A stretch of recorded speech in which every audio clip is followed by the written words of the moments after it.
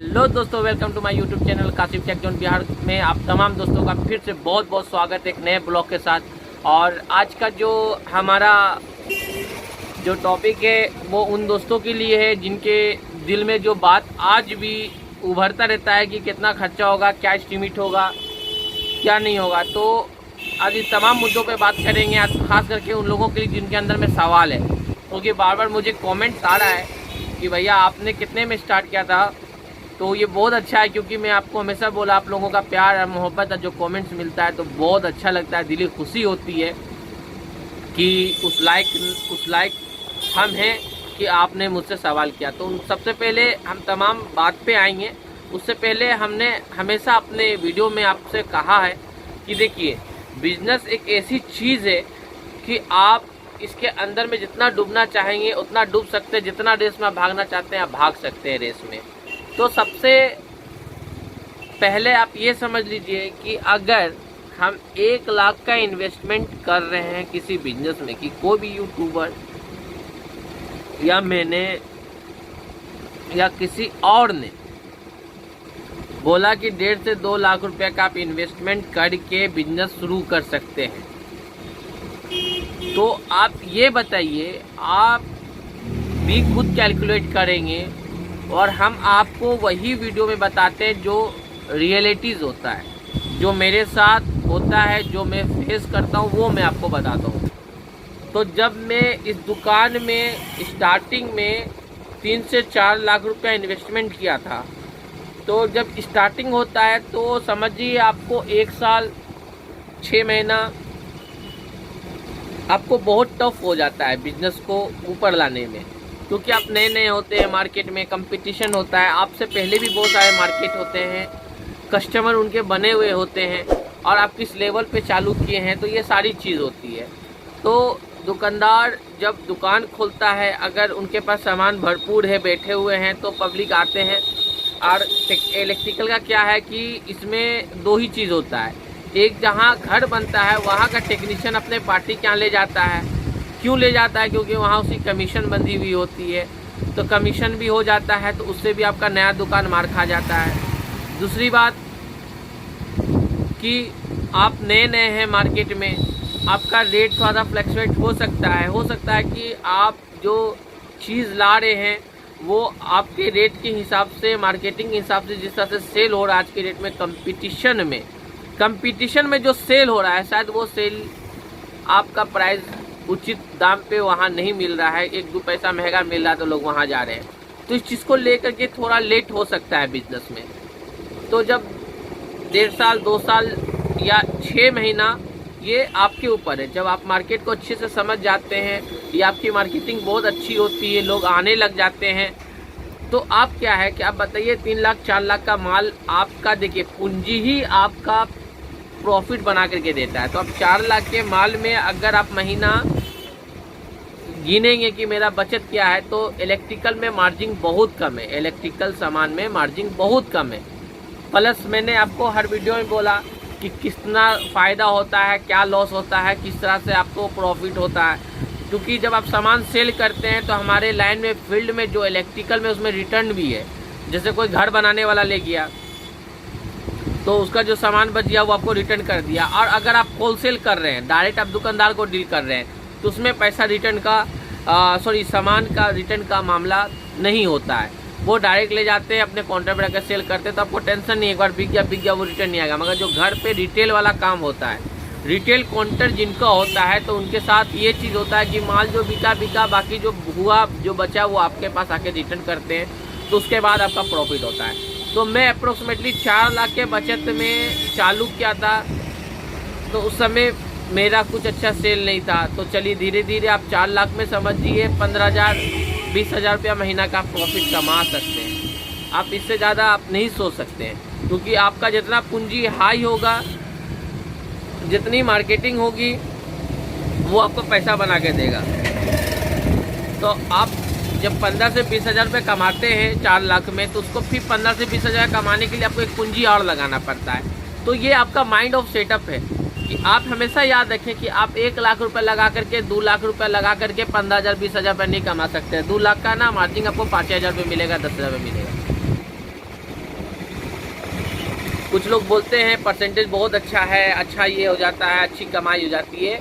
तो दोस्त इलेक्ट्रिकल में ऐसा कुछ नहीं है, बहुत सारा कंपटीशन है, लोग कमाते हैं। तो रिटेल मार्ट से अच्छा थोक विक्रेता कमाते हैं। जैसे हम लोग जहाँ से माल लाते हैं, बड़े बड़े होलसेलर होते हैं, उन लोगों को फ़ायदा होता है, उन लोगों को प्लस पॉइंट मिलता है। हम लोग सिर्फ उनका सामान लेकर के आते हैं और सेल करते हैं। हमारा सिर्फ ध्यान अपने प्रॉफिट के ऊपर होता है। तो ये सारी चीज़ें जो हमें समझना चाहिए। और भी बहुत सारी बात है, जब आप इस फील्ड से जुड़ेंगे तो आपको पूरा लॉजिक मेरे बात को आप समझ पाएंगे। जब आप फील्ड में जाएंगे, आप वायर लाते हैं, जैसे मैंने आपको बोला ना, आपको वायर, तब कंपनी का कोई भी वायर ले लें, उसमें आपको कोई ज़्यादा प्रॉफिट नहीं है। एक एक बंडल पे हो सकता है कोई 25 भी रख के दे सकते हैं, 50 भी रख सकते हैं, 100 रुपया भी रख सकते हैं, आपका कोई ज़्यादा मार्जिन नहीं है। वायर जब आप खरीदने जाएंगे तो आपको 60,000 30,000 रुपया लगेगा, मगर आप उसमें सोचेंगे कि प्रॉफिट हम 150 रुपया 200 रुपया 300 रुपया बढ़ा करके रखते हैं, तो ये कभी नहीं होने वाला है। आपको वायर में प्रॉफिट नहीं है। स्विच जो है, अगर आप परसेंटेज के हिसाब से कितने यूट्यूब में देता है कि कौन सामान कितना परसेंटेज बेचना है, तो दोस्त है, हर जगह है, मगर वो परसेंटेज हर एक मार्केट में नहीं है। मैंने आपको हमेशा दिखा दिया, बताया था ब्लॉग में कि गांव से जो कारोबार होता है और शहर की तरफ से जो होता है, दोनों में ज़मीन आसमान का फ़र्क होता है। और हमारे स्तर का जो बिजनेसमैन होते हैं, उनमें सबसे ज़्यादा कंपटीशन होता है। उन लोगों का रेट एक जैसा नहीं होता है। अगर कोई और भी रेट महंगा देगा, अगर मेरे पास कस्टमर आएगा तो मैं सस्ता दे दूंगा। तो इस तरह का आज के डेट में मार्केट है। हमको परसेंटेज से कोई मतलब नहीं होता है। परसेंटेज वो सेल करते हैं जो बड़े बड़े होलसेलर हैं, जिनको टारगेट पूरा करना है उनके कंपनी के अचीवमेंट के लिए। तो वो हमें, क्योंकि जब हम लेने जाते हैं तो हम क्वांटिटी में उठाते हैं, हमें पीसेस से मतलब नहीं होता है। अब कोई कस्टमर आता है तो उसको पीसेस से मतलब होता है। 16 एम्पियर का स्विच 20 ठो दे दीजिए, 6 एम्पियर का 10 ठो दे दीजिए, इस तरह से डिमांड होता है उन लोगों का। आप उसमें क्या परसेंट है, आप MRP पे देंगे तो कभी वो आपसे नहीं लेगा, MRP पे डिस्काउंट मारेंगे तो भी नहीं लेगा। तो बहुत सारा चीज़ है, जब आप इस फील्ड में आएंगे तब आपको पूरा समझेगा। तो मेरे कहने का मतलब है कि आप अमाउंट अपने हिसाब से ही इन्वेस्ट कीजिए। अगर हम 4 लाख रुपया किया है, 4 लाख रुपया किया है, तो मेरे साथ था मामला, तो चलो मैंने किया 4 लाख रुपया, मगर मैं आपको बोलता हूँ कि आप धीरे धीरे कदम उठाएं, क्योंकि आपको फील्ड में भागना है, बहुत कुछ सीखना है। तो आप क्या कीजिए, आप 1.5 लाख 2 लाख से स्टार्ट कीजिए, अच्छा धंधा कीजिए। गर्मी का समय है, मैं आपको बार बार बोलता हूँ, अभी कुछ भी नहीं कीजिए, आराम से फ़ैन उठाइए, ताल्लुकात बनाइए। जब आप होलसेल में जाएंगे लेने के लिए, वहाँ बहुत सारे दुकानदार मिलेंगे, समझ रहे हैं? तो दुकानदार जब मिलेंगे, उनसे आप दोस्ती बढ़ाइए, उनसे सेल का आइडिया लीजिए, आपके एरिया में क्या बिक रहा है, कैसे बिक रहा है, कैसे आप LED का बल्ब बेचते हैं, कितना रुपए में सेल कर देते हैं, क्या स्विच का आपके यहाँ का रेट क्या है, तो आपको आइडिया मिलता रहेगा। वायर का रेट आप कैसे सेल करते हैं, तो आपको ये जब आइडिया मिलेगा तो धीरे धीरे आप अमाउंट लगाएं, स्टेप बाय स्टेप करें, आपको हड़बड़ाने की ज़रूरत नहीं है। जब मैं भी आया था तो मेरा फर्स्ट ऑफ यही था कि मार्केट का रेट क्या है, जिससे हमको समझ में आए। क्योंकि जब हम बहुत सारा सामान लाए थे तो मेरा रेट कुछ और भी था, दुकान के मार्केट में बीच में कुछ और माल सामान बिक रहा था। तो ये सारी चीज़ें, बहुत सारा लॉजिक है। जब आप बिजनेस करने जाएंगे तो आपके पीछे भी कोई रहेगा जो आपको फॉलो करेगा, कोई आपको गिराएगा। दूसरी बात, ये जो हमारा फील्ड है, ये कमीशन के ऊपर बहुत ज़्यादा होता है, टेक्नीशियन सब भी होते हैं, तो इन पे डिपेंड होना है आपको या नहीं होना है, या आपके लिए कमीशन बेस्ट है देना उनके लिए या नहीं देना ठीक है। तो ये सारा आप अगर हमसे पूछेंगे तो मैं आपको बताऊंगा अपने नेक्स्ट ब्लॉग में। अगर आप इंटरेस्ट है तो प्लीज़ आप हमको कमेंट्स कर सकते हैं, तो फिर मैं आपको बताऊंगा कि इंटरेस्ट देना सही है या गलत है, और अगर देंगे तो फिर कैसे देना है और किस तरह का बिल बनाना है। तो ये सारी चीज़ है कि आप स्टेप बाय स्टेप उठाएं, अपने मार्केट को आप समझें पहले। धीरे धीरे धीरे धीरे 1-1.5 साल 6 महीना साल भर होने के बाद जब आपका नाम आ जाता है कि फलाना दुकान है वहाँ पे, उसके बाद धीरे धीरे आप काम उठाना, काम को बढ़ाना, सामान को ज़्यादा से ज़्यादा क्वांटिटी में रखें, तो फिर आपका सेल भी रहेगा और अमाउंट जो आएगा वो निकलेगा भी, आपका बैलेंस सब बने रहेंगे। तो ये तमाम मुद्दा था। इसीलिए कभी आप ये ना सोचें कि हम जिस अमाउंट में शुरू किए हैं वो अमाउंट में आप भी कर लें। ज़रूरी नहीं है कि कोई 15 लाख रुपया दे करके स्टार्ट किया तो मेरे पास 15 लाख रुपया है।